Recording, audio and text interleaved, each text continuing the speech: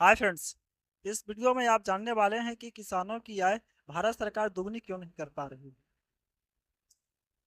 भारत सरकार बार बार कहती है, अर्थात मोदी सरकार, हमारे माननीय मोदी सर, कि किसानों की आय दुगनी करेंगे, इस बार दुगनी हो जाएगा, इस बार दुगनी हो जाएगा, लेकिन दुगनी होने का नाम ले नहीं रहा। उल्टा क्या हो रहा है कि हमारे किसानों की जो सुसाइड रेट है वो इंक्रीज कर रहा है। अर्थात दिन प्रतिदिन क्या हो रहा है, बढ़ते जा रहा है किसान आत्महत्या। एक तरफ तो मोदी सरकार कसर कर रही है कि किसानों का स्थिति बेहतर हम करेंगे और करने का प्रयास करें और कर भी रहे हैं। दूसरी तरफ क्या हो रहा है कि ऐसा हो नहीं रहा है, किसानों का सुसाइड रेट क्या होते जा रहा है, बढ़ते जा रहा है। तो आखिर ऐसा क्यों है? क्या हमारे कुछ एक्ट कानून इस समय कमियां हैं या तो कुछ और प्रॉब्लम है? और इसी के साथ हम इंडियन जो एक्ट है, फार्मर के लिए जो एक्ट बनाया गया, कानून बनाया गया है, उसका हम क्या करेंगे, एक्सपोज करेंगे। उसका काला सच्चाई क्या है? क्या किसान खुद जिम्मेदार है अपनी आय के लिए या सरकार जिम्मेदार है? तो चलिए हम शुरू करते हैं। तो मित्रों, किसानों से जुड़े जितने भी एक्ट है, जो काला कानून है, किसानों के लिए काला कानून ही कर सकते हैं। वो आप लास्ट में आप जज करोगे कि मैं काला कानून क्यों कर रहा हूं। तो उस कानून में क्या क्या प्रावधान है किसानों के लिए, इस पर हम बारीकी से चर्चा करने के लिए जा रहे हैं।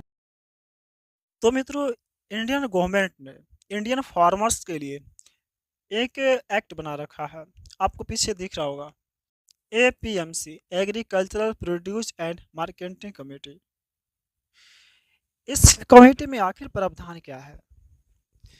तो अगर इस कमेटी एक्ट के अंतर्गत जो प्रावधान है, अगर आप उसे समझ जाते हो मित्रों, तो आपको ही पता चल जाएगा कि आखिर इंडिया फार्मर्स का जो इनकम है वो 2x क्यों नहीं हो पा रहा है, अर्थात 2 गुना क्यों नहीं हो पा रहा। तो चलिए एक एक करके हम स्टार्ट करते हैं।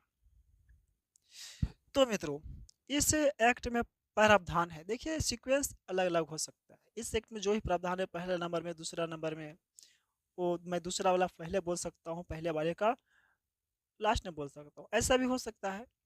तो सीक्वेंस ऊपर नीचे हो सकता है। लेकिन आइए प्रावधान को समझते हैं।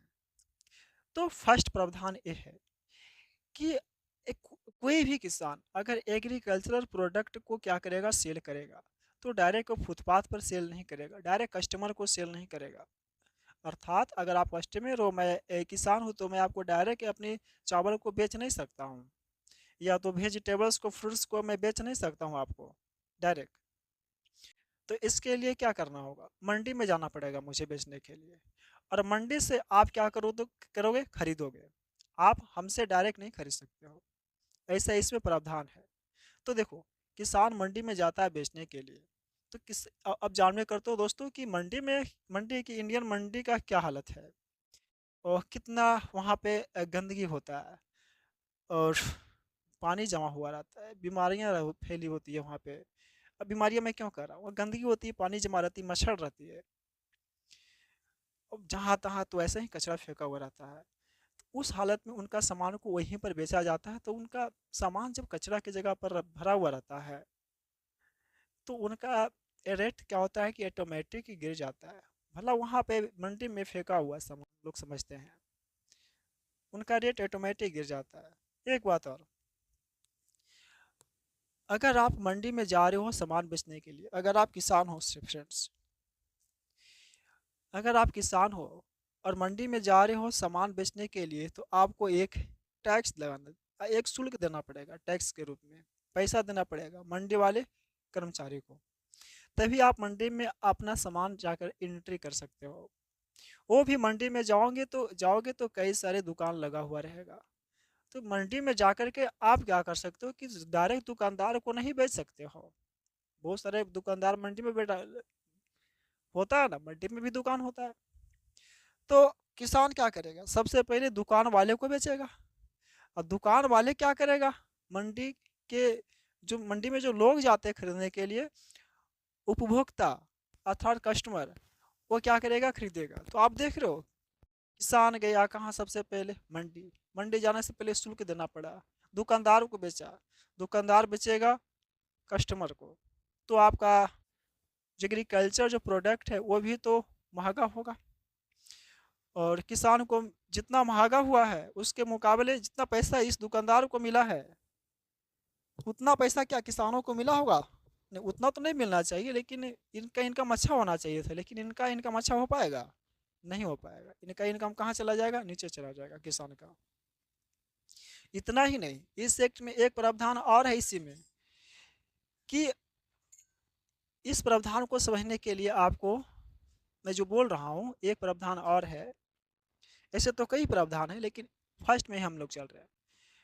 आप अपने प्रखंड ले लो, ये आपका मंडी है, ओके। आप अपने प्रखंड, आपका प्रखंड कोई भी हो सकता है, एक्स प्रखंड है मान लो, तो एक्स प्रखंड का अर्थात ब्लॉक का जितना भी किसान होगा ना, वो सब एक ही व्यक्ति को बेचेगा। इसका नाम है एक्स प्रखंड वाले दुकानदार, एक्स प्रखंड वाले दुकान। और यहाँ पर दूसरे प्रखंड का कोई व्यक्ति है और वो मान लो कि एम है, तो एक्स प्रखंड वाला किसान एम वाले दुकानदार को नहीं बेच सकता है। तो अब देखो, आपको बेचना है तो एक ही आपने दुकान प्रखंड वाले दुकानदार को बेचना है, तो इसमें क्या होगा? तो ये जो दुकानदार है ना, वो रेट तो कम ही ले सकता है ना, उस पर डिपेंड करता है को कितना में खरीदेगा आपका एग्रीकल्चरल प्रोडक्ट, यानी कि कृषि से संबंधित वस्तु को कितना में खरीदेगा। आप कहोगे कि नहीं मैं 10 रुपये में नहीं दूंगा, तो आप किससे बेच सकते हो? एम वाले दुकानदार को तो नहीं बेच सकते हो, एक्स वाले को ही बेचना है ना। ये 8 रुपये में खरीदना चाहता है तो आप 8 में ही बेचोगे। तो यहाँ पर क्या है? मोनोपोली है, एक अधिकार है ना, तो आप जिससे भी बेचो एक ही आदमी को बेचना पड़ेगा। तो इसमें ऐसा ऐसा प्रावधान है। एक बात और, मंडी लेके जाओगे आप, आपको विपणन में खर्चा होगा, अर्थात यहाँ से यहाँ लेके जाओगे, बस लेके जाओगे, ट्रैक्टर लेके जाओगे, बस तो नहीं ट्रैक्टर लेके जाओगे, मालगाड़ी लेके जाओगे, उसमें भी आपको क्या आएगा? पैसे खर्च करना होगा ना भाड़ा देने के लिए, उसके लिए फिर टैक्स देना पड़ेगा यहाँ पर अंदर आओगे तो। और वो एक बात और, मंडी में अगर सामान बेच रहे हो, अंदर जा रहे हो, तो यहाँ पर तो शुल्क लग ही गया, मंडी के अंदर जाने के लिए शुल्क लग गया, लेकिन सामान बेचोगे उसके लिए अलग से टैक्स देना पड़ेगा आपको। ऐसा भी प्रावधान है इसमें। और क्या क्या प्रावधान है? नेक्स्ट पॉइंट क्या है इस एक्ट में? तो जैसे मान लो, नेक्स्ट बता रहा हूँ मैं टॉपिक, ये टॉपिक नहीं मतलब टॉपिक ही चल रहा है, ये पॉइंट आगे आ रहा है। तो नेक्स्ट पॉइंट ये है कि अगर आप किसान हो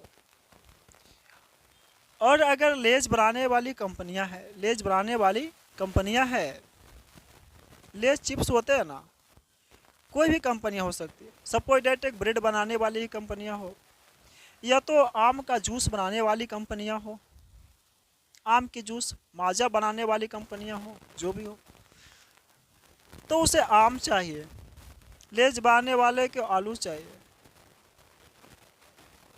फ्रूट्स भी चाहिए, फ्रूट्स वाले भी कई सारे प्रोडक्ट्स बनते हैं। तो किसान क्या कर सकता है कि डायरेक्ट इस कंपनी से डील कर सकता है कि आप मुझे इतना पैसा दो, मैं आपको इतना एग्रीकल्चर वस्तु, कोई भी हो सकता है, फल फ्रूट्स कुछ भी, तो इससे मैं प्रोड्यूस करके अर्थात इसका उत्पादन करके मैं आपको क्या करूँगा, दूंगा, और आप बदले में मुझे क्या देना? पैसे देना। ऐसा एग्रीमेंट हो सकता है, तो किसानों को डायरेक्ट पैसा मिलेगा। इसमें कहीं कोई बीच वाला आया नहीं आया, तो डायरेक्ट पैसा मिले, किसानों की आय क्या हो सकता है? बढ़ सकता है। लेकिन ये भी इसमें करना मना है। तो आप तो किसान को चारों तरफ से हाथ पैर बांध रखे हो, तो आप कहते हो कि किसानों की आय हम दुगना करेंगे, लेकिन मोदी सरकार की यहाँ पर गलती नहीं है, यहाँ राज्य की गलती है। स्टेट गवर्नमेंट, राज्य सरकारें अपना राज्य से क्या कर सकता है? इस एक्ट को हटा सकता है। तो आप कहो कि भारत सरकार बनाए, राज्य सरकार कैसे हटा देगा? इसमें ऐसा प्रावधान है कि आप हटा सकते हो, जिसे बिहार सरकार और तमिलनाडु सरकार ने इसे हटा रखा है। इस एक्ट में जो मुख्य बातें थी वो तो हमने एक्सप्लेन कर दिया मित्रों, लेकिन और भी बातें हैं जो किसानों की आय डबल नहीं कर पा रही है, तो उनके खेत छोटे हो रहे हैं। हमारे इंडिया में लगभग 85% जो किसान है छोटे और सीमांत किसान हैं। छोटे किसान हैं, लघु किसान हैं, उनके पास उतना ज़मीनें नहीं हैं, छोटे छोटे टुकड़े ज़मीनें हैं। तो वो क्या करते हैं, बीज को खरीदते हैं तो बहुत कम बीज खरीदते हैं, तो उन्हें महंगा पड़ता है। वो सिंचाई करने के लिए किसी दूसरे पर डिपेंड रहते हैं। उनके पास पूंजी नहीं होता है टाइम पर, जब वर्षा आती है तब धान को रुपाई करने के लिए या तो और भी फसल को बुआई के लिए। तो क्या करते हैं, गांव के जो साहूकार होते हैं उनसे वो लोन लेते हैं, कर्ज लेते हैं, और उनसे भारी भरकम ब्याज के रूप में लिया जाता है पैसा। एक तो किसान वहाँ दब जाते हैं, खेत छोटे हैं, मंडियों में यहाँ भीड़ भाड़ है, वो बेचने जाते हैं तो उनका समय खपत होता है। वो हरास होकर के कम दाम पर क्या करते हैं, चीज़ों को बेच देते हैं। और क्या है, अगर अब इंडिया में जो मंडी है दोस्तों, ये तो मंडी में लगा रखे हो कि आप मंडी में ही सामान बेचना, कहीं दूसरा जगह सामान नहीं बेचना। अगर ऐसा बेच करते पकड़े जाते हो तो आपको सज़ा हो सकता है। लेकिन सरकार ने क्या रखा है, अगर इंडिया की बात करें तो औसत 12 से 13 किलोमीटर 12 से 13 किलोमीटर की दूरी पर एक मंडी बना रखा है। होना चाहिए कितना, एक बना था, कमेटी बनी था, उन्होंने बताया था कि 5 किलोमीटर तक होना चाहिए अधिकतम, किसानों के घर से 5 किलोमीटर होना चाहिए। तो बोलिएगा अरे किसानों के घर से नहीं, माफ़ कीजिएगा, किसान के घर से नहीं, मंडी का दूरी अगर यहाँ एक मंडी यहाँ है तो एक मंडी यहाँ होना चाहिए, कितना दूरी पर, 5 किलोमीटर पर होना चाहिए।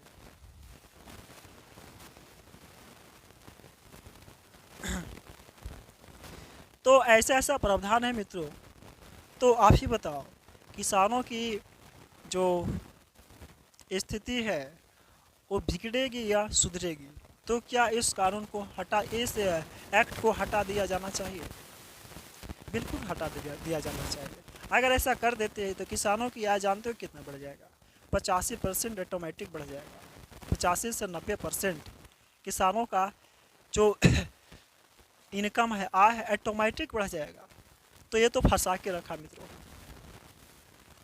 तो किसानों की आय सरकार दुगना करना चाहता है लेकिन हो नहीं पा रहा, उसके लिए एक कारण है। तो अगर एक लाइन में पूछो मित्रों, तो किसान सच में, किसानों की आय जो इनकम है सरकार दुगना करना नहीं चाहती है, वो सिर्फ वोट वसूलने के लिए ऐसा करती है। अगर सच में करना चाहती तो इस एक्ट को क्या करती, हटा देती, और इसकी जगह पर दूसरा एक्ट ला सकती थी जो किसानों के लिए क्या होता, अच्छा होता। तो वीडियो के अंत तक बने रहने के लिए आपका धन्यवाद मित्रों।